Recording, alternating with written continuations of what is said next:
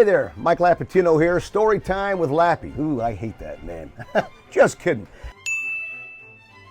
A lot of people have asked me, and this was a while ago when I did an on-stage appearance with the late Hunter S. Thompson.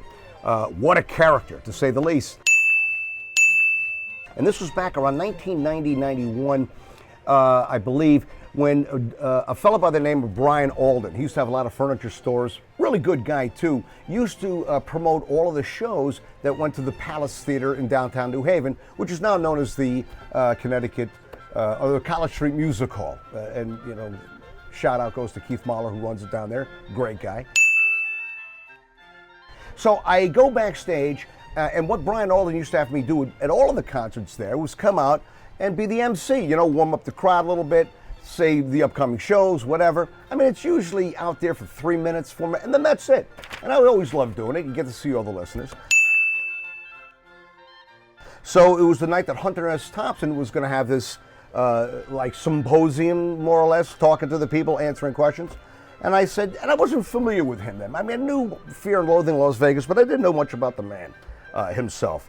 I found out everything I wanted to know about Hunter Thompson in about an hour, maybe two. Because when I finished doing my speech on stage and talking to everybody, I go back to the dressing room, and he's running late. He comes in with his driver, who was a guy that was hired to drive him around, and this guy looked like he was about to shoot himself. He was like so frazzled